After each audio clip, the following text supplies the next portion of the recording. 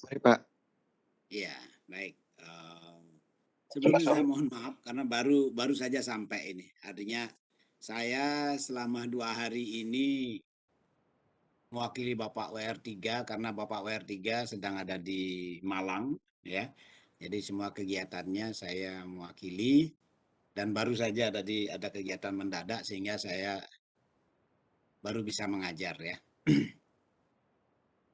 Oke, baik. Saya akan langsung saja ke share konten.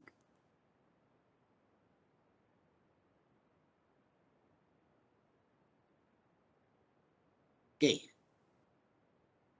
Iya. Oke. Nah, kita akan masuk ke materi berikutnya, yaitu tentang selang pendugaan untuk ragam. Ya, artinya di sini selang pendugaan itu ada selang pendugaan untuk pemusatan dan selang pendugaan untuk ragam. Kalau pemusatan itu kita nanti hitung dari sampel. Sementara untuk ragam kita hitung dari populasi. Nah, kalau dalam informatika nanti, data itu harus diuji reliabilitas dan validitas data. Nah, untuk ragam ini adalah uji validitas, ya. Apakah data yang kita miliki valid atau tidak? Nah, disitulah. Kalau data itu dikatakan valid, pada saat data itu berada di interval dari ragamnya atau sigma kuadrat, ya, interval dari ragamnya.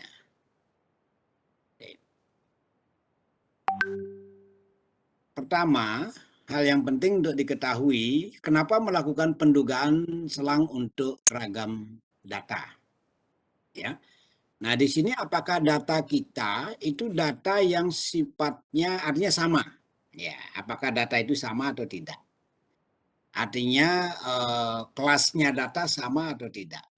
Kalau kelasnya tidak sama, ya berarti data itu tidak bisa kita gunakan dulu sampai kelasnya sama. Nah, untuk menguji apakah kelasnya itu sama, disinilah yang dinamakan dengan chi-square, ya ini yang simbolnya x kuadrat ini, ya, chi-square. Jadi chi-square itu untuk menguji kelas itu sama, ya. Kemudian berapa nilai kepercayaan tentang kebenaran data? Nah, itu hal yang kedua yang perlu diketahui, ya. Nilai kebenarannya itu, ya, itu adalah 1 minus alfa. Ya, 1 minus alfa. Itulah ininya, nilai kebenarannya. Artinya selang kepercayaannya adalah 1 minus alfa. Alfa itu adalah sebuah tingkat, ya, tingkat keyakinan atau tingkat kesalahan sering dibilang, ya. Kalau kesalahannya kita toleransi sampai 0,5% atau 0, ya 0,05 atau 0, misalnya 5% begitu, 0,05 begitu, maka data itu harus benar 95%. Nah, itu yang menjadi hal penting yang harus diketahui. Bagaimana menghitungnya? Nah, menghitungnya itu adalah dari formulasi ini, rumusan ini. Ya, rumusan ini. Oke, di mana chi-square-nya itu adalah nilai dari tabel, ya, chi kuadrat, chi-square, ya. Square itu kuadrat, ya. Ya. Diambil dari nilai tabel chi-square. Ya. Di mana tabel chi-square itu ya, di sini kalau adik nanti melihat tabel di Google, ya, tabel chi-square ada K. K itu adalah jumlah data dikurangi 1. K itu adalah jumlah data dikurangi 1. Atau sering juga disebut dengan derajat bebas. Kalau jumlah data dikurangi 1 itulah derajat bebas. Ya. Oke, nah itu K. Nah, kemudian dalam taraf signifikansinya itu alfa dibagi 2. Ya, karena sisi kanan, sisi kiri. Kalau kita interval, sisi kanan, sisi kiri. Jadi karena sisi kanan, sisi kiri, maka dibagi dua di situ. Ada dua sisi artinya kalau dibagi dua. Ada dua sisi di situ. Kemudian, ya, contoh dari pendugaan untuk ragam, misalnya suatu percobaan di sini, ya, suatu percobaan dilakukan untuk mengetahui pengaruh apa nih? Pemberian obat perangsang, ya, terhadap laju jantung 13 ekor kucing, itu misalnya. Ya, setiap kucing diberikan 10 mg prosain, ya. Setelah beberapa saat tekanan jantungnya diukur, ya. Ditemukanlah seperti ini, ya. Ya, setelah diukur hasil pengukurannya tekanan jantungnya seperti data ini. Dan kita tentukan selang kepercayaannya misalnya seperti tadi, ya, kita toleransi 5%, berarti kebenarannya 95% atau 0,95. Nah, maka selang ragam jantung tersebut bagaimana? Inilah cara menghitungnya. Oh, N-nya ada 13. Ya, N-nya 13. Dari 13 ini kita cari rata-ratanya. Ya, kita dapatkan rata-ratanya, kemudian kita cari standar deviasinya, kita dapatkan standar deviasi. Nah, kemudian kita masuk ke tabel. Ya, tabelnya. Ya. Oke, ya. Tabelnya itu adalah untuk, karena chi-square itu dua sisi, maka untuk dua sisi.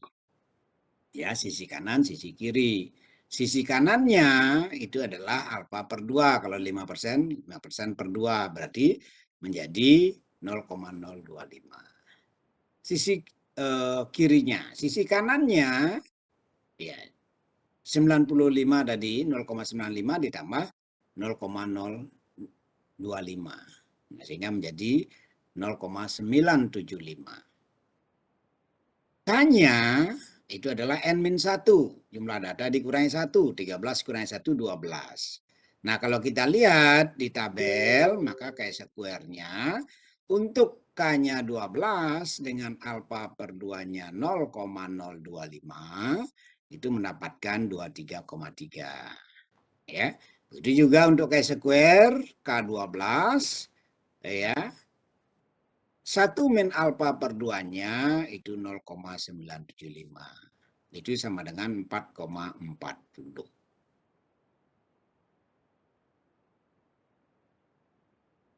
Nah, lalu di sini baru kita hitung sekarang, ya, intervalnya atau penduga selangnya. Nah,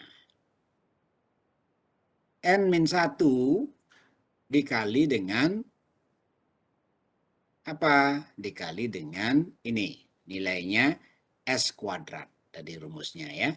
Dikali S kuadrat, N-1 kali S kuadrat, dibagi chi-square alfa per 2, dibagi chi-square 1 minus alfa per 2. Ya, ini yang harus sama dengan 0,95 atau 95%.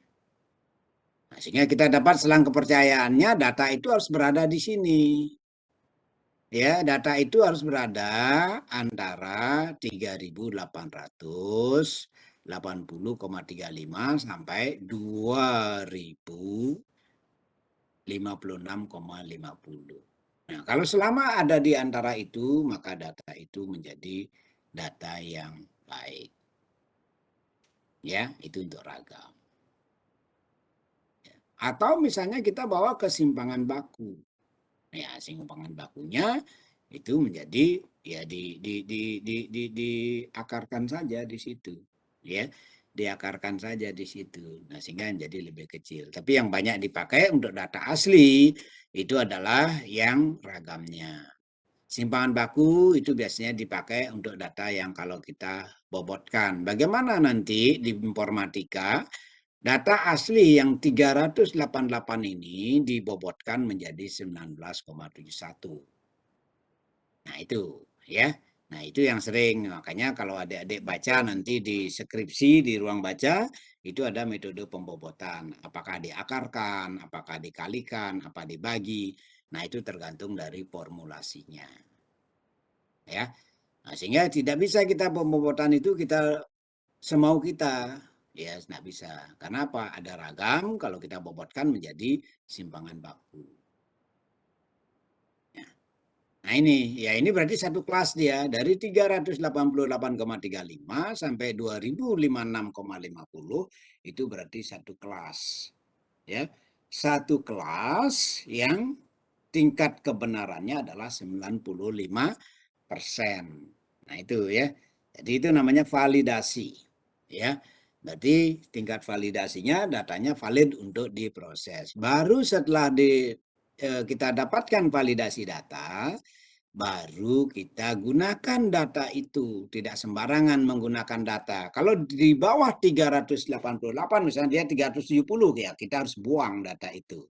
Atau misalnya 2100 kita buang data itu karena lebih besar dari batas atas atau lebih kecil dari batas atas.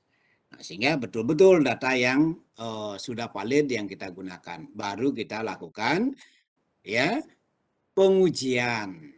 Ya, itu di informatika ada dua pengujian, uji ya untuk training dan untuk testing.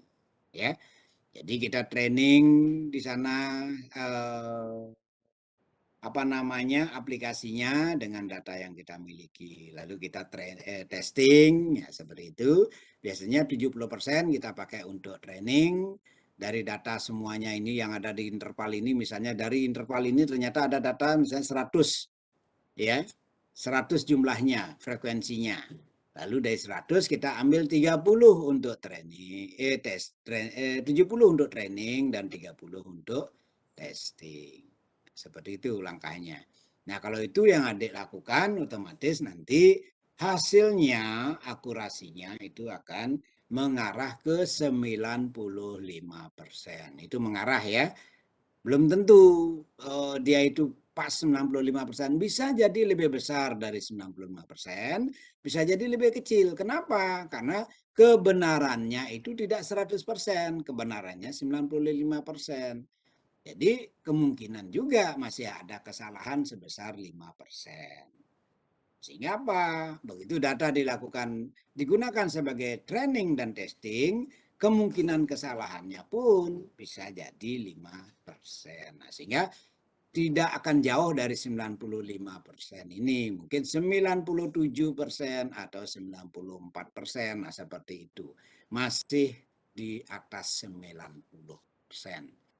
Terburuk pun kalau misalnya salah itu 5%-nya masuk ke testing, maka hasil testingnya itu menjadi 90%. Tidak akan menjadi ya seperti yang sering dilakukan oleh kakak tingkatnya, tugas akhirnya tahu-tahu mendapatkan cuma 40%, 50%, 65%. Nah, itu kan sangat-sangat jauh. Artinya apa? Berarti tidak dilakukan proses seperti ini. Ya. Nah, adik-adik sekarang karena masih baru, mestinya paradigmanya, pola pikirnya itu jangan mengikuti yang senior-seniornya.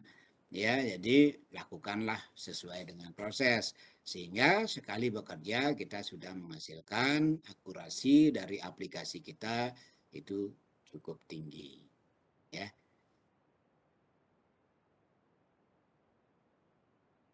Oke, nah itu untuk pendugaan selang, ya, pendugaan selang.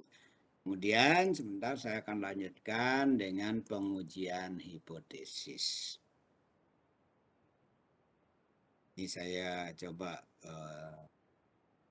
tutup dulu ya.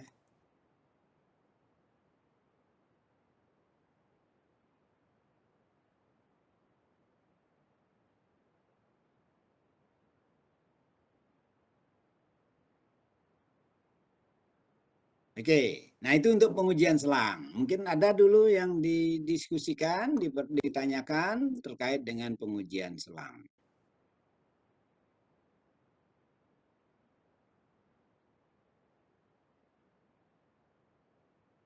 Ya.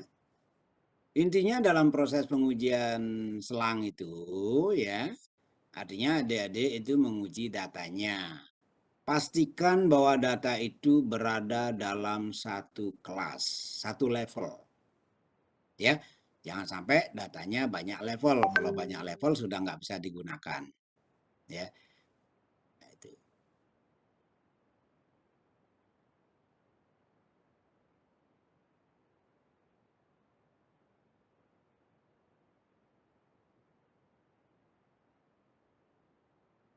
Kumpulan data itu di dalam level yang sama itu 95%.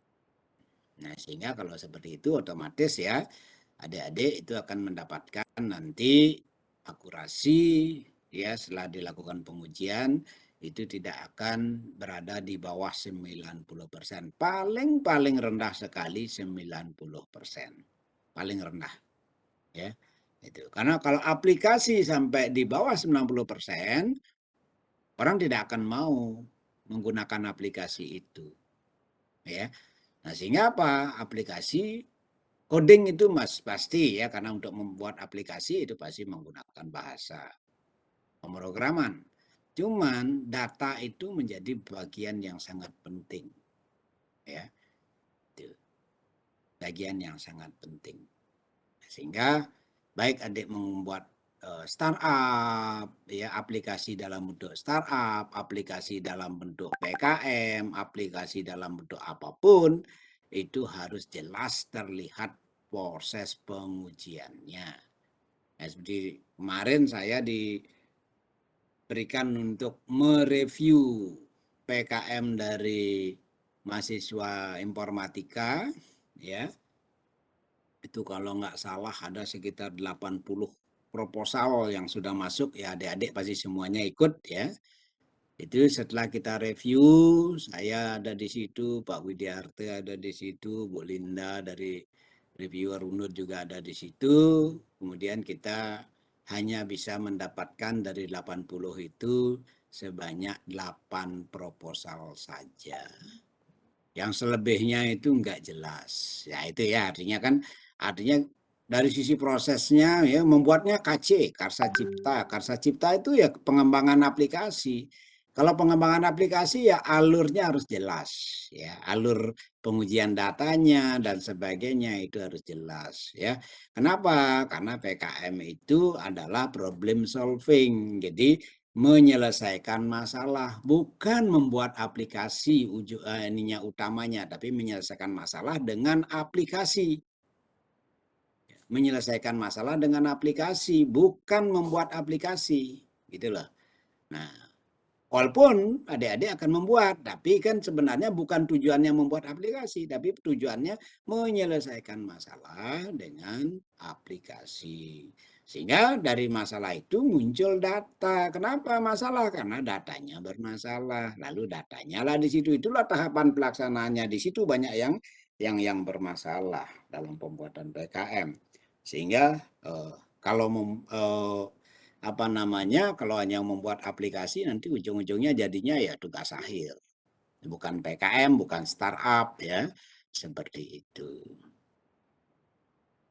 Oke, bisa dipahami enggak yang tadi materi yang tadi yang terkait dengan apa namanya selang ya, pendugaan selang ragam ini.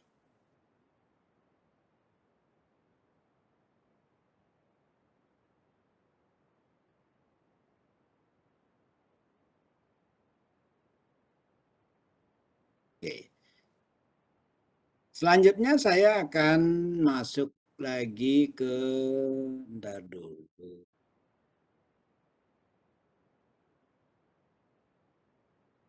Ke pengujian hipotesis 121. Oke. Ke pengujian hipotesis. Nah, di sini. Ini sering sekali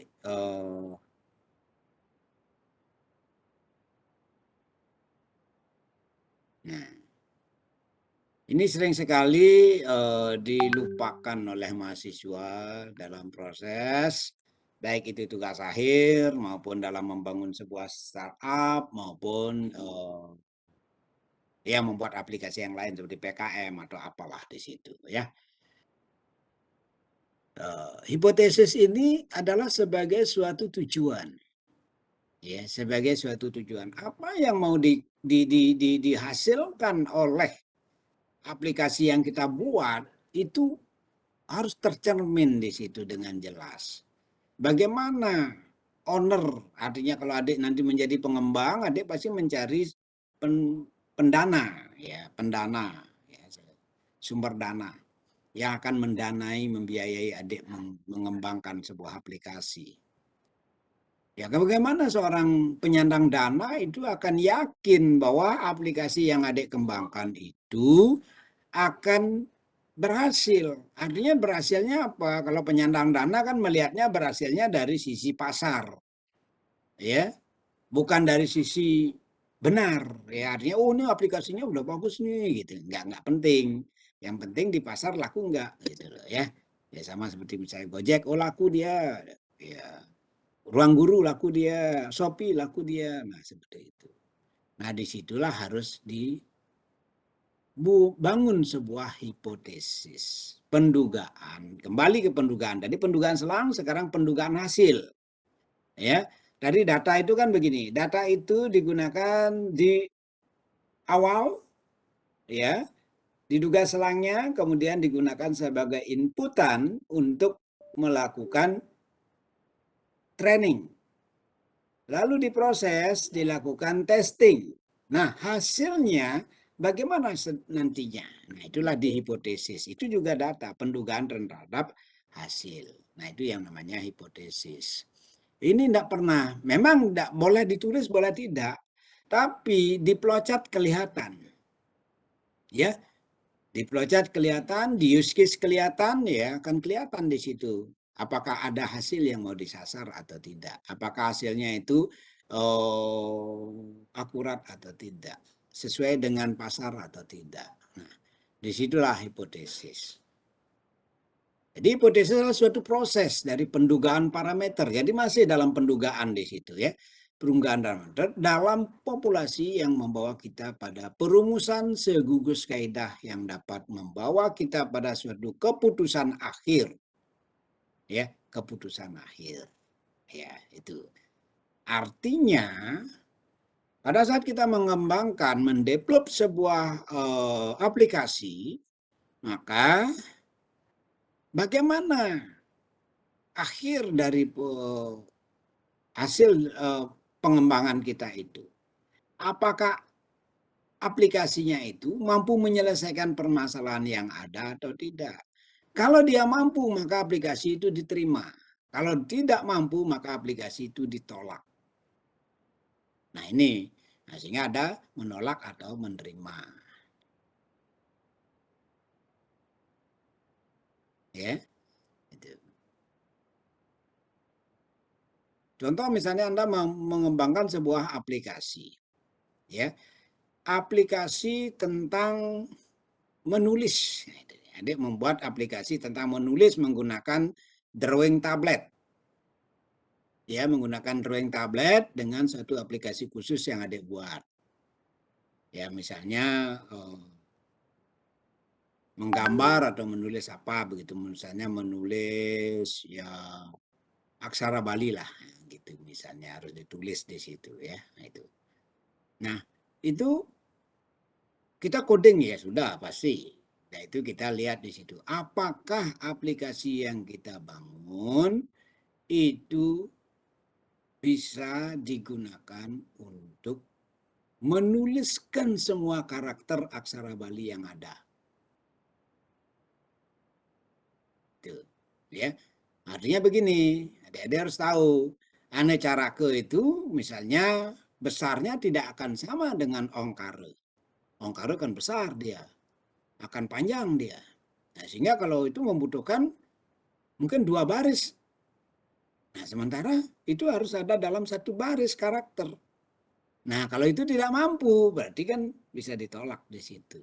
Ya, jangan sampai nanti membuatnya, artinya nanti kalau ada Ongkara berarti aksara Anecarake yang lain itu nanti renggang sekali. Nah, itu tidak benar berarti itu ininya hipotesisnya, ya. Nah, sehingga itu bagaimana itu biar berjalan sama seperti kalau ditulis tangan secara manual. Ya, pada saat kita menggunakan tablet harus sama seperti itu. Kalau tidak bisa sama seperti itu berarti aplikasi kita yang salah. Oke. Bagaimana membangun sebuah hipotesis? Nah, bagaimana membangun sebuah hipotesis? Pertama, kita lihat rumusan dari permasalahan yang ada. Nah, di sini kemarin PKM adik-adik itu gugur, ya itu di situ. Kenapa? Yang mau dibuat aplikasi. Jadi saya baca, Pak Widi baca, semua baca itu ketawa membacanya. Kenapa? Oh, ini ternyata maksud kita itu mau memang betul mau membuat aplikasi. Iya. Bukan mau membuat PKM. Sehingga apa? Rumusan masalahnya tidak terlihat.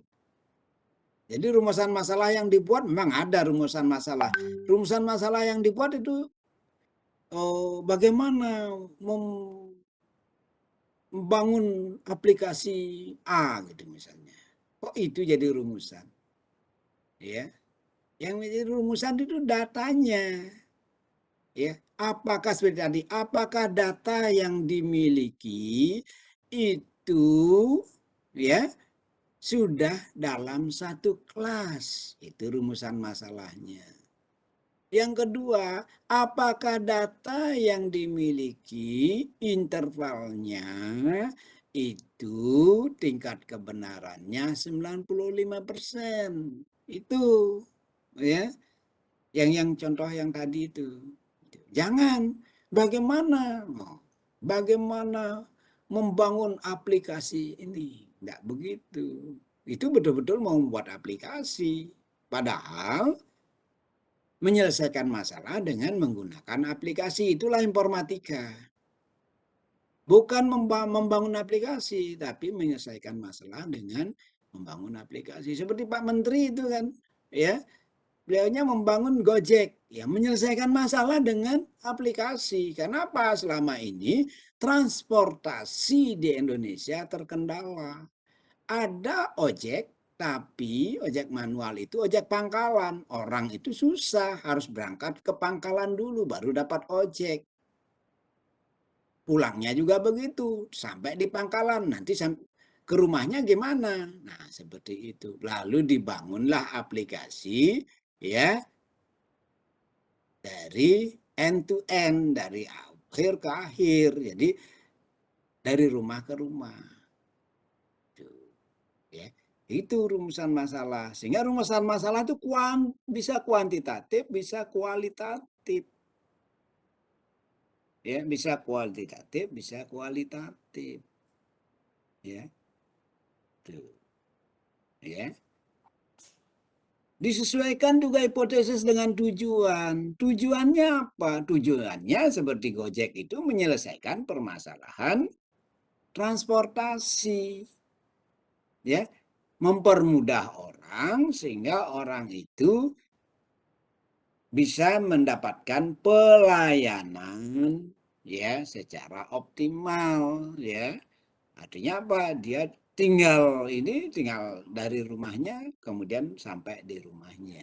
Dia tidak harus kemana-mana dengan tingkat keamanan dengan macam-macamnya. Ya. Kemudian dihipotesiskan. Lalu yang dihipotesiskan yang mana? Kualitatif sulit sekali dihipotesiskan. Bisa tapi sulit. Karena tidak terukur dengan jelas. Ya. Maka hipotesisnya adalah yang kuantitatif saja. Contoh misalnya, oh dari Denpasar ke Singaraja jauh, itu kualitatif. Tidak bisa dihipotesiskan. Tapi bisa dikuantitatifkan. Kuantitatifnya apa? Jarak Denpasar Singaraja 80 km. Nah, itulah yang dihipotesiskan. Apakah benar jaraknya 80 km? Jadi jauh seperti itu enggak bisa. Itu fasih sekali. Ya, cepat itu enggak bisa. Pinter enggak bisa. Jadi, oh mahasiswa informatika angkatan 2021 pintar-pintar. Itu kualitatif. Nggak bisa dihipotesiskan. Ya, yang bisa dihipotesiskan adalah IPK mahasiswa informatika 2021 lebih besar atau sama dengan 3,5, artinya pintar itu, ya. 3,5 itu pintar artinya. Itulah bahasa kualitatif dikuantitatifkan. Itu ya. Itu pada saat Anda membangun sebuah aplikasi. Jangan membangun aplikasi berdasarkan mindset bahwa kita hanya sekedar membangun aplikasi, tapi bangunlah aplikasi untuk menyelesaikan permasalahan yang ada. Ya, menyelesaikan permasalahan yang ada. Seperti saya beri contoh misalnya, anggaplah misalnya kita mau ada permasalahan sekarang itu tentang pelanggaran kendaraan di lampu-lampu merah, di traffic light, ya. Lalu kita informatika apa yang bisa kita lakukan? Kita bangun sebuah aplikasi untuk menyelesaikan masalah pelanggaran itu. Caranya apa? Bangun sebuah aplikasi tentang ya deteksi plat kendaraan, ya, sehingga siapapun yang melanggar itu terdetek platnya. Begitu dia nyamsat, dia kelihatan di situ berapa kali dia melanggar, berapa dia harus kena denda. Nah, seperti itu. Nah, itulah tugas informatika menyelesaikan masalah itu. Nah, sehingga apa? Lama-kelamaan orang tidak berani melanggar. Kenapa? Oh, ternyata melanggar ini lampu merah ini kena denda. Walaupun tidak ada polisi ya tetap kena denda. Nyamsatnya nanti kena. Nah, itu. Ya. Itu. Nah, itu, ya. Itu yang bisa dibuat. Nah, itulah pentingnya hipotesis. Kalau ini dilupakan ya atau ditiadakan ya nanti tidak akan jadi apa aplikasinya. Ya hanya membuat begitu saja. Ya. Kemudian ada hipotesis statistik. Ya. Hipotesis statistik itu apa sih? Ya, suatu proses untuk menentukan apakah dugaan tentang nilai atau parameter atau karakteristik populasi didukung kuat oleh data sampel atau tidak. Nah, ini itu statistik, ya. Artinya apa? Kita punya data seperti tadi. Makanya datanya perlu dilakukan, ya, pendugaan terhadap selang dan pendugaan terhadap pemusatan atau dalam bahasa umumnya dikatakan pengujian reliabilitas dan validitas. Ya, artinya pemusatannya sudah bagus, penyebarannya juga sudah bagus datanya. Nah, kemudian ya, itu kita mempunyai tujuan. Tujuannya apa? Menentukan nilai parameter. Menentukan nilai parameter. Nah, kalau informatika tidak mau kadang menggunakan parameter, ada yang menggunakan fitur, ya. Tapi bahasa ilmiahnya tetap parameter. Apakah parameter dari hasil aplikasi itu didukung oleh datanya atau tidak? Seharusnya kalau datanya sudah bagus pasti akan mendukung. Sebagai contoh, saya membimbing ini saja baru saja ujian, ya. Nah, itu antara data dengan parameternya itu dua hal yang sangat berjauhan. Ya. Sehingga saya cuma bilang sama mahasiswanya, bimbingan saya, ya silakan aja maju dulu, nanti kan di ujian dapat masukan-masukan lagi, saya bilang gitu. Artinya itulah kalau pembimbing, artinya kalau sudah mentok ya paling jawabannya begitu. Silakan saja maju dulu. Ya. Artinya apa? Pembimbing udah tahu kalau ini ya kacau sekali. Ya. Karena datanya tidak jelas, parameternya juga tidak jelas. Ya. Karena yang bersangkutan membuat aplikasi tentang klasifikasi pakaian adat Bali. Klasifikasi pakaian ya adat Bali. Ada Niste Madya Utama dan seterusnya. Saya tanya di situ, parameter Niste apa saja? Parameter Madya apa saja? Parameter utama apa saja? Tidak tahu mahasiswanya. Datanya kalau misalnya Madya apa saja? Apakah kalau bawa keris itu Madya? Apakah pakai keris itu utama? Apakah pakai keris itu nista? Nggak tahu. Karena saya bilang, pecalang itu pakai keris, bawa keris. Pecalang yang sekarang pakai kaos yang bertuliskan pecalang desa adat. Kemudian pakai kain, pakai saput poleng, bawa keris. Apakah itu utama, madya, atau nista? Mereka nggak tahu. Nah, kalau sudah tidak tahu ya artinya tidak mungkin hipotesis statistik berjalan.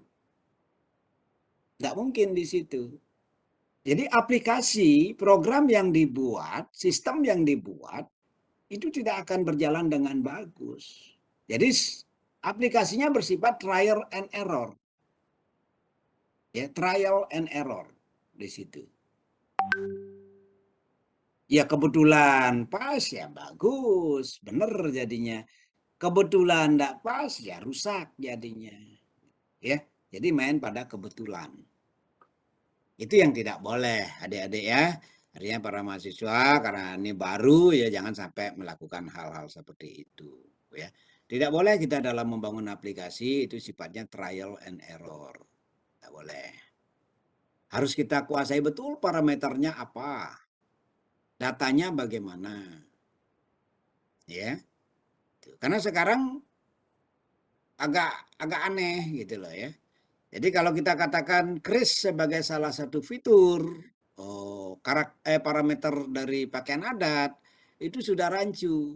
Rancunya di mana? Pak Yas Agung pakai keris. Madya masih pakai keris.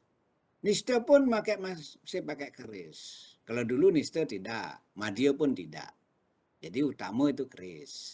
Ya. Sekarang sudah beda. Nah, itu ya. Oke, nah itu sehingga apa? Usahakanlah bahwa data itu bagus dan data itu betul-betul ya mensupport parameter yang ada. Sehingga apa?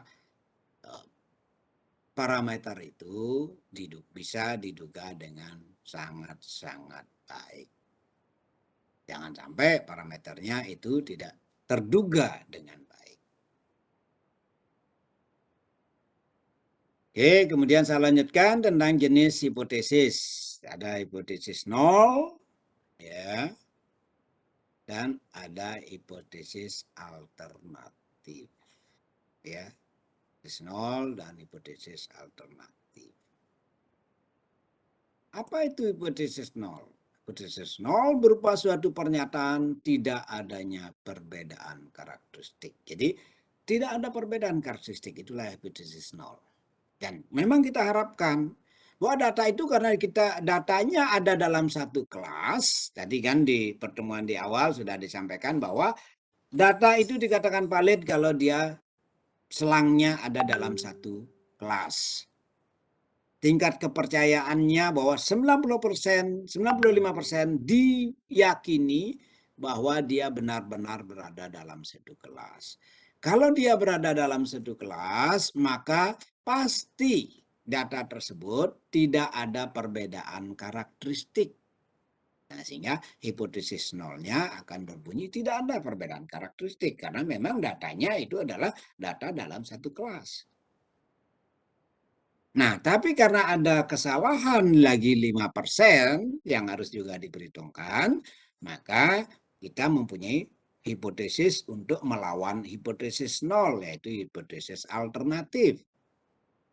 Yang berupa pernyataan yang bertentangan dengan hipotesis nol. Berarti pernyataannya itu adalah bahwa ada perbedaan, ya, karakteristik atau parameter. Nah, di situ, ya. Nah, itu hipotesis nol pasti kondisi sebenarnya. Kondisi sebenarnya. Kalau data kita dalam satu interval berarti pasti dia itu tidak ada perbedaan. Itu hipotesis nol. Nah, inilah yang akan kita uji. Nah, kalau diuji apakah hipotesis nolnya yang benar atau hipotesis alternatifnya yang benar. Ya, kalau membangun aplikasi, kalau sampai hipotesis alternatifnya yang benar, ya, maka aplikasi Anda itu tidak bisa dipakai. Ya, berarti ada perbedaan di situ. Ya, perbedaan karakteristik di situ. Padahal data training dan data testing itu kan satu interval, harusnya tidak ada perbedaan. 70 data dipakai training, 30 data dipakai testing, itu sudah klop dia. Sama seharusnya. Hasil training dengan hasil testingnya mestinya sama. Kalau berbeda, oh berarti aplikasinya yang salah. Apakah salah di dalam komputasinya atau salah di dalam, ya, compilernya, begitu. Tapi banyak kan salahnya di komputasinya.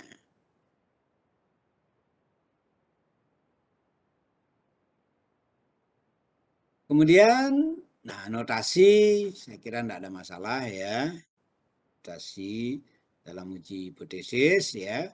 Untuk uji hipotesis parameter mu, nilai tengah, ya, dan sigma kuadrat itu untuk apa namanya, itu sigma itu untuk penyebarannya, ya, penyebarannya ada sigma. Nah, ini contoh, nanti bisa dibaca. Sebentar saya kirim ininya, ya, slide-nya. Ada 2 slide. Kemudian langkahnya, nah ini, jadi ini secara statistik begini, secara manual. Tapi kalau kita sudah menggunakan aplikasi kan kita semua coding di aplikasi. Jadi codingnya, ini semua di coding nanti, ya. Dan tingkat signifikansinya 5% dan seterusnya. Kemudian posisi. Nah, ini yang tadi saya katakan. Dua sisi itu sisi kiri, sisi kanan. Jadi alpanya dibagi 2. Ya, sisi kiri, sisi kanan, alpanya dibagi 2.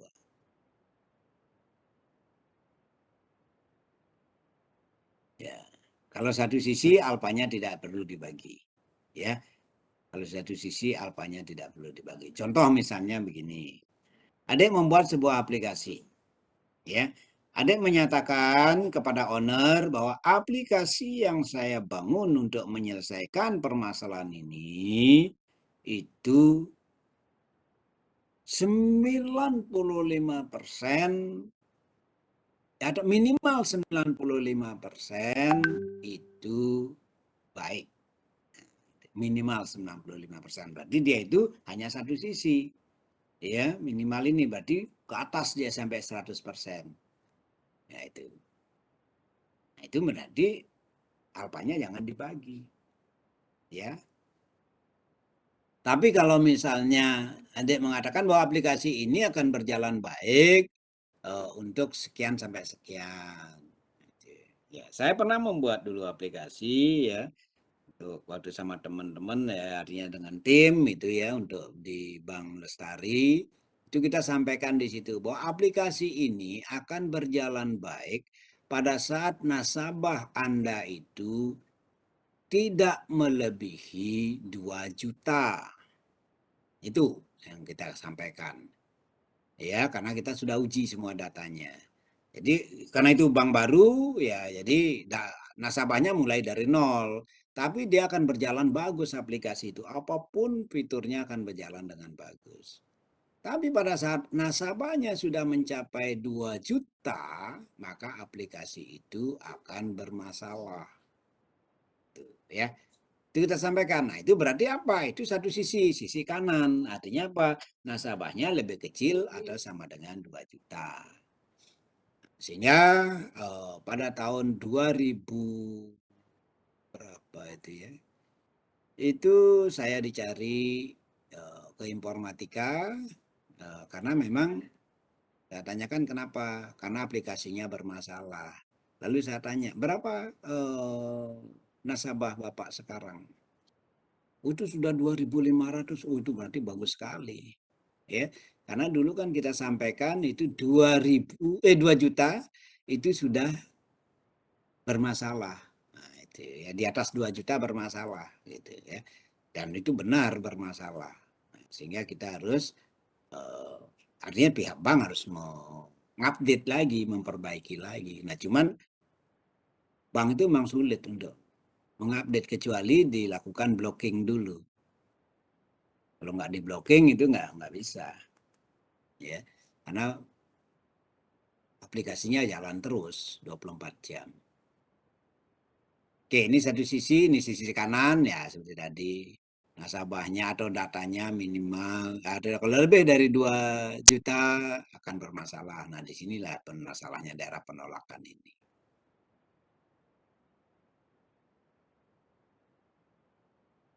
Oke, nah kalau kita mempunyai sekarang ragam tidak diketahui. Kita punya sekarang populasinya, ragamnya tidak diketahui. Apakah dia satu kelas atau bagaimana? Itu kita nggak tahu. Ya, apa yang kita bisa lakukan? Kita bisa hanya membandingkan. Ya, tidak bisa menguji akurasi. Kita hanya bisa membandingkan. Jangan menguji akurasi. Akurasi itu kalau kita tahu, baru kita bisa tahu akurat atau tidak. Ya, kalau nggak tahu jangan kita menguji akurasi. Kita hanya bisa membandingkan. Ya, artinya contoh misalnya, Anda tidak kuliah di farmasi, ya, lalu atau di kedokteran, ya, lalu Anda, ini resepnya akurat nggak? Artinya obat yang diberikan itu di resep itu akurat nggak menyembuhkan? Itu tidak bisa. Kecuali Anda itu memang orang farmasi atau orang kedokteran yang tahu persis ragamnya. Kalau kita bukan tidak tahu persis ya kita hanya bisa membandingkan bahwa obat ini lebih baik daripada obat ini. Begitu, ya. Itu aplikasi yang kita berikan. Jadi kalau misalnya seperti itu apa? Berarti kita di informatika ada yang namanya sistem rekomendasi. Jadi, yang direkomendasikan satu ini, dua ini, tiga ini, ada nomor peringkat satu, peringkat dua, peringkat tiga dan seterusnya. Ya cuma memang belum ada yang mengerjakan untuk obat-obatan, banyakkan mengerjakan untuk pariwisata ya yang masih kakak-kakak tingkatnya kerjakan itu pariwisata, objek pariwisata. Jadi rekomendasi bagi para wisatawan tentang objek-objek pariwisata. Peringkat pertama ini, peringkat kedua ini, peringkat ketiga ini berdasarkan parameternya. Parameternya apa? Parameter misalnya apa namanya lokasi wisatanya, baik tidaknya pendukungnya, misalnya apakah di sekitar itu ada penginapan, ada restoran atau apa ya. Nah, sehingga berdasarkan parameter itu dibuat rekomendasi. Nah, sehingga untuk ragam tidak diketahui maka hanya bisa membandingkan. Nah, inilah yang namanya TPER atau T-test, uji perbandingan, TPER ya. PER di sini, uji perbandingan. Pengujian untuk proporsi ya. Jadi kalau yang diketahui itu proporsinya. Ya, ya proporsinya. Ya mungkin adik-adik tahu proporsi itu apa. Ya, contoh kalau adik lihat obat itu kan proporsi ya. Ini sekian persen, ini sekian persen, ini sekian persen, sekian miligram, sekian miligram, sekian miligram, sehingga totalnya sekian miligram. Itu persentase di situ ya, proporsi. Ya. Nah, kalau proporsi diketahui, berarti kita bisa lakukan uji akurasi. Set ini uji akurasi ya. Bisa lakukan uji akurasi karena proporsinya diketahui. Artinya parameternya tidak diketahui, ragamnya diketahui kalau proporsi diketahui. Tapi kalau ragam tidak diketahui ya pakai perbandingan.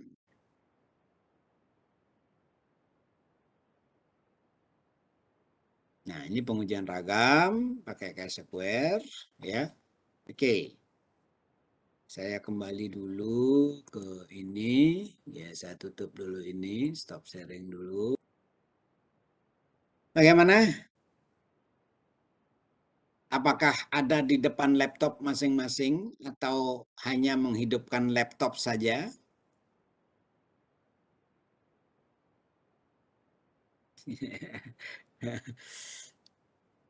Hadir, Pak.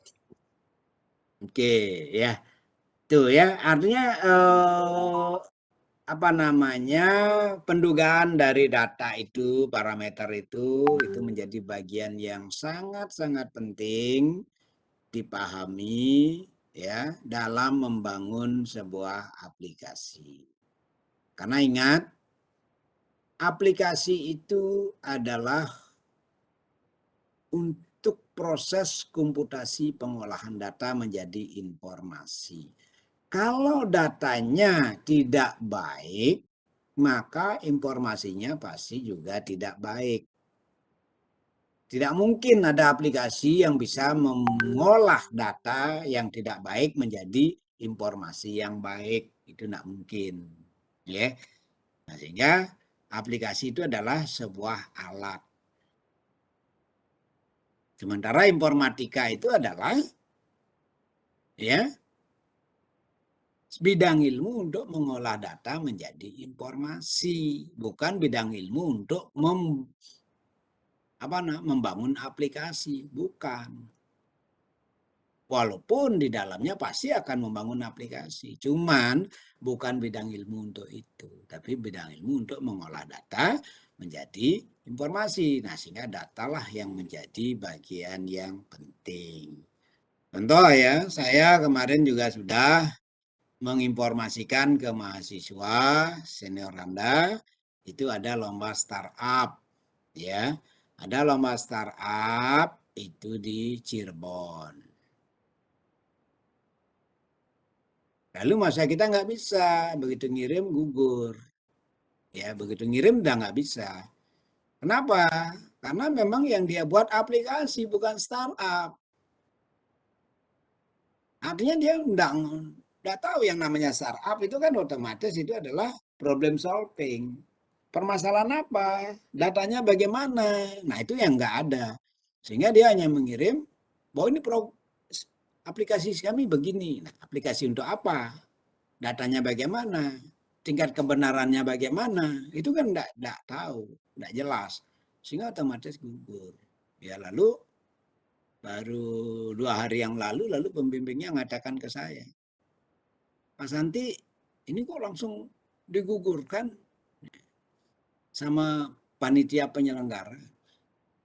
Iya itu kan lomba startup, bukan lomba aplikasi. Karena tidak ada lomba aplikasi, yang ada lomba startup. Nah, aplikasi itu sebuah alat bantu aja. Sama lah, Anda seperti mau bawa motor, punya sepeda motor kan tidak ada lomba motor kan. Yang ada lomba balap kan. Cuman motor itu sebagai alat untuk balapan. Nah itu ya. Nggak ada lomba motor. Adanya lomba balap.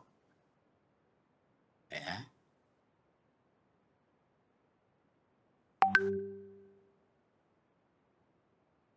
Oke, saya kira materinya sampai di situ dulu. Ya.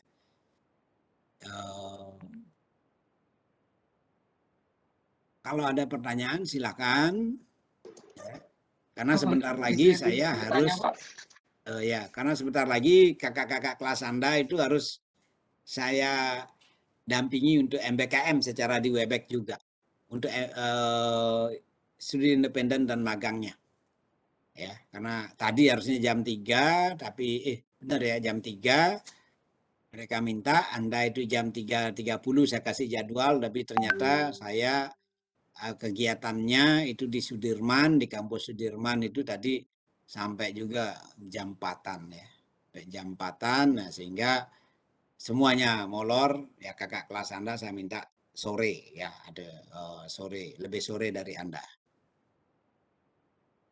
Oke, ada pertanyaan? Coba-coba tadi. Saya Pak, izin bertanya. Ya. Perkenalkan, nama saya Gidi Rizky Prayoga dengan NIM 21085610411 dari kelas A. Ah, Nah, tadi kan Bapak sempat menyinggung tentang aplikasi yang BPR Lestari itu ya Pak ya. hmm, Di sana Bapak kan menjelaskan kalau aplikasinya itu mengelola data lebih dari 2 juta nasabah, aplikasinya kan akan menjadi tidak bagus, berjalan tidak sesuai semestinya. Nah, tadi Bapak kan bilang, Bapak itu dicari untuk mengupdate kan aplikasinya harus diupdate ketika melebihi dari batasannya. hmm. Nah, ketika mengupdate itu berarti data yang digunakan itu, bagaimana Pak? Ditambah atau bagaimana? Aplikasinya itu caranya mengupdate itu dengan menggunakan data yang lebih besar atau seperti apa? Dan juga pertanyaan yang kedua, kenapa tidak dari awal aplikasinya itu dibuat dengan limit yang semaksimalnya? Artinya eh, kita berandai-andai kalau nasabahnya itu lebih dari 2 juta seperti itu. Terima Oke, kasih, Pak. ya, bagus ya pertanyaannya ya. Artinya begini, ya, yang kedua dulu. Kenapa tidak dari awal itu dulu ya? Itu bagus sekali. Artinya begini, kalau adik itu membuat usaha, anggaplah sekarang di luar informatika dulu. Kalau kita buat usaha kan kita dari kecil-kecilan dulu, ya. Kecil-kecilan dulu, nanti berkembang, tambah lagi, berkembang, tambah lagi. Misalnya dari buat warung dulu, oh nanti oh jadi toko nih. Nah, terus berkembang lagi, oh jadi swalayan udah. Nah, supermarket kan gitu dah. Tidak ada orang kecuali memang modalnya besar sekali, ya modalnya besar sekali dia akan langsung membuat swalayan, ya itu. Nah begitu juga perbankan, bank itu tidak ada yang kecuali bank pemerintah ya. Kalau bank swasta itu pasti mulai dari bank kecil dulu, dari BPR dulu, ya. Kemudian setelah BPR jadi bank umum, nah, itu ya dari BPR dulu, ya. Begitu juga konsep yang di Bank Lestari tadi bahwa apa? Ya permodalannya nggak cukup. Kenapa? Untuk biar nggak terbatas boleh saja. Tapi apa? Ya, sumber daya yang dibutuhkan juga gitu loh. Servernya dia harus begini. Ada prasyarat banyak di situ. Ya, servernya dia untuk mampu mengolah data yang tak terbatas. Ya, kemudian storage-nya dia untuk menyimpan database-nya dan sebagainya. Itu perlu biaya sangat besar. Nah, sehingga apa? Kalau itu di awal sudah dilakukan bagus sekali. Cuman punya nggak dananya gitu ya. Kalau itu nggak punya ya yang penting jalan dulu. Makanya dulu kita sepakati. Udah yang penting bisa dulu punya ada aplikasinya. Nah, sehingga kita udah buatkan. Oh, kita kira penduduk Bali waktu itu sekitaran ya masih sedikit juga ya. Artinya penduduk Bali waktu itu mungkin sekitar 2 juta sekian gitu. Nah, sehingga apa? Ya apa kok 2 juta ya sekitar 3 juta 4 juta lah. Sehingga sekian persen itu menjadi nasabah ya sekira segitulah itu. Itu keputusan dari mereka lalu kita bangun ya begitu. Ya itu ininya ya. Kalau adik juga melakukan rancang bangun itu biasanya kan rancang bangun aplikasi itu kan seperti perbankan dan sebagainya itu kan by order ya. By order. Jadi bukan kita yang membangun, tapi yang pemilik perusahaan yang membangun. Misalnya di hotel ya pemilik hotel yang membangun, kita yang membangunkan. By order. Ya. Atau adik misalnya sekarang LPD ya. LPD di desa masing-masing itu misalnya minta LPD ini biar terkomputerisasi. Artinya apa? Siapa tahu nanti juga tidak perlu ada uang cash ya. Jadi peredarannya itu belanja mau apa itu dikelola oleh PD dalam bentuk eh, e-money ya, dalam bentuk e-money begitu ya. Nah, sehingga apa? Uang digital gitu ya, uang elektronik. Nah, sehingga misalnya belanja langsung bisa menggunakan aplikasi Android, menggunakan HP dan sebagainya. Nah, itu artinya Nggak mungkin, pasti kita akan batasi dulu, batasi, oh ini jumlah warganya sekian, ya sumber dayanya misalnya servernya cukup sekian, bandwidth-nya cukup sekian, nah kan begitu dah. Nah sehingga apa? Oh kita hanya bisa sampai sampai di sini dibuatnya. Kita sebagai pengembang hanya mampunya seperti ini.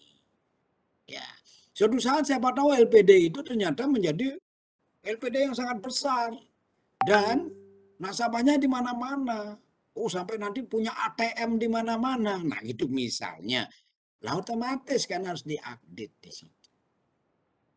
Ya kalau di awal sudah dibuat, oh nanti gimana kalau kita nanti rancangannya buat ATM di mana-mana. Ya perlu bandwidth yang tinggi, perlu server yang tinggi, wah perlu macam-macam di situ ya. Nah sehingga apa? Kalau itu semua dipakai ke sana bisa bangkrut langsung LPD-nya. Bisa habis dananya dia.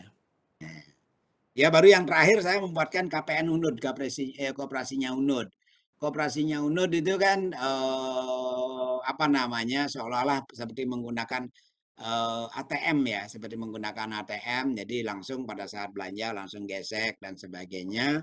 Nah itu ya kita buat seperti itu. Lalu kita tanya ke manajernya, kira-kira anggarannya berapa? Oh, anggarannya ini Pak cuman ya kita kan orang dalam juga katanya. Ini anggarannya cuma 40 juta. Kalau cuma 40 juta sebenarnya kalau bagi orang yang membangun aplikasi kan paling bisa dibuatkan yang sederhana gitu ya.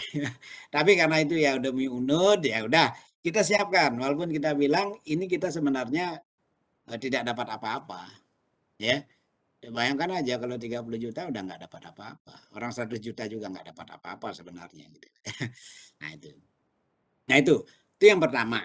Kenapa tidak langsung dari awal? Ya itu memang boleh, bagus sekali kalau suatu saat adik mengembangkan suatu aplikasi by order itu ada owner yang mau mengembangkan langsung besar sekaligus itu luar biasa itu. Artinya apa? Kita nyaman. Kita tidak akan berpikir lagi sebagai analis, kita tidak akan pusing lagi. Kita udah tahu kalau seperti itu 2 juta, setelah 2 juta akan bermasalah. Kita begitu mendekati 2 juta, kita sudah mulai akan berpikir. Kenapa? Itu tanggung jawab. Betul, 2010 kalau nggak salah, 2010. Bentar, 2013. 2013 dibawalah ke informatika. Ya, disampaikan belum dibawa. Kalau dibawa kan nggak bisa, itu servernya harus dicabut baru bisa dibawa. Ya, disampaikan. Nah, lalu kita sampaikan, bisa nggak blocking? Kalau nggak bisa blocking, berarti harus membuat dummy lagi. Untuk membuat dummy itu biayanya sekitar 150 juta. Artinya sistem dummy. Yang dijalankan itu yang dummy, yang benar, lalu kita update. Kalau yang benar langsung diupdate, itu kacau itu karena data berjalan terus, ATM-nya jalan terus kan. Kecuali blocking, pilihannya blocking. Kalau blocking berarti bank itu dalam waktu misalnya 1 minggu kita lakukan update, 1 minggu udah operasi. Wah itu repot juga, nanti masyarakat bilangnya banknya bangkrut. Jadi kan banyak sekali tuh. Nanti informasi, oh saya narik uang banknya tutup, bangkrut paling. Wah itu nanti laporannya bangkrut, bangkrut, bangkrut, nanti benar-benar bangkrut. Gitu loh. Jadinya semua nasabah narik uang bangkrut jadinya. Kalau enggak itu dummy. Nah dummy itu butuh dana untuk membangun dummy dulu. Ya waktu itu kita sampaikan 150 juta. Tapi mereka enggak masalah. Enggak masalah karena kami sediakan dana 450 juta. Jadi 150 juta enggak masalah karena disediakan 450 juta. Nah itu biaya untuk update sistem itu enggak main-main. Ya, itu bank udah tahu itu 450 juta. Jadi kalau Anda jadi orang pengembang itu ya jangan mau sebenarnya kalau aplikasinya itu dibangun total, gitu ya. Kalau dibangun total Anda nggak ngapa-ngapain lagi, ya. Bila perlu bangun sedikit, karena nanti biar sering diupdate gitu. Sekali update sekian, sekali update sekian, nah itu kan Anda tetap dapat uangnya. Masa sekali aja dapat uang, ya. Seperti saya bilang kan orang informatika itu lebih buruk, lebih jahat dari jahe langkung dia. Gitu ya. Jadi pikirannya sudah dari awal udah dipikirin. Oh ini nanti update-nya 5 tahun sekali. Oh 5 tahun sekali. Kalau sekali update itu misalnya 300 juta, berarti 5 tahun sekali. Berarti setiap tahun saya 60 juta dapat. Gitu udah pikir-pikir nih ya, gitu lah. Iya, itu kan perancangan sistem ada di situ ya. Sudah, jangan nggak ada orang informatika yang ya lurus-lurus begitu ya. Tapi tetap bagus hasilnya, cuman sudah di planning gitu ya. Dikit-dikit semua udah di planning. Jadi ya nanti ada yang penting ada dokumennya, dokumen perancangannya sehingga pada saat melakukan updating itu kita udah jelas, tidak lagi meraba-raba dari mana kita lakukan. Flowchart harus dibuat total dulu, tapi dalam pengembangan aplikasinya kita sebagian dari flowchart yang kita kerjakan dulu. Pada saat update, oh ini udah ada flowchartnya, tinggal nambahin yang ini. Gitu. Kita tidak merancang baru lagi. Ya, tapi kan kita sampaikan ke owner ini kita harus mulai dari awal lagi, oh padahal ya enggak sebenarnya. Ya biar kelihatan aja di situ bahwa ini berat nih kerjaannya nih. Nah, gitu ya. Jadi enak jadi orang informatika. Ya. Sehingga waktu itu 450 juta mereka katakan siapkan, lalu kita bilang maintenance berapa? Ya, maintenance katanya setiap bulan 45 juta. Ya, jadi kita akan berikan garansi ya, garansi 2 tahun gitu misalnya. Kan selalu ada garansi kan. Garansi 2 tahun. Jadi selama 2 tahun itu maintenance 45 juta per bulan. Nah, sehingga kalau 2 tahun ya kalikan 24 lagi. Wah, itu kan. Gitu, ya. Nah, begitu kan orang-orang yang membuat aplikasi seperti itu. Contoh misalnya dunia guru, ya itu kan ruang guru kok ruang guru kan seperti itu. Jadi ruang guru itu kan dia siapa namanya itu Deva siapa namanya itu nggak punya ini dia enggak, bukan orang informatika dia ya saya pernah ketemu saya pernah diskusi bareng ya di Bali Beach ya aduh lupa namanya yang pernah jadi tapi sudah mengundurkan diri lagi yang pernah menjadi staf ahli presiden sebelum diangkat saya pernah diskusi di Bali Beach ya itu dia bilang dia itu hire orang informatika untuk membangun itu. Nah, artinya dia udah bilang, jadi ruang guru itu biayanya tinggi sekali. Satu untuk iklan, satu untuk aplikasi. Karena aplikasinya itu kalau istilahnya ya apa ya, orang Bali itu mengatakan pecadinin, dipecadinin ya artinya dikerjain sama orang informatikanya ruang guru nggak jalan juga. Makanya dia harus gaji besar di situ. Orang informatikanya dia bilang gaji teman-teman developer itu dari informatika itu sama besarnya dengan biaya iklan katanya. Jadi memang besar biaya dia. Karena dia bukan orang informatika. Lain dengan Gojek. Kalau Gojek, Pak Menteri tahu karena Pak Menteri bidangnya di situ. Jadi dia yang menjadi leader. Dia menjadi leader, kemudian ngambil bawahan, artinya tenaga kerja. Ya, jadi dia udah ngatur semuanya. Oke, nah kemudian sekarang baru masuk seperti tadi ya pertanyaannya itu bagaimana metodenya untuk update itu? Ya seperti tadi pertama ya update itu kita harus kasih opsi, jangan kate sampai update itu membunuh diri kita. Artinya begini, kita gampangan aja jadi orang informatika misalnya Anda kurang-kurang ini ya. Oh ya bisa nanti kita ini lalu Anda langsung lakukan update bisa hancur program sistem itu.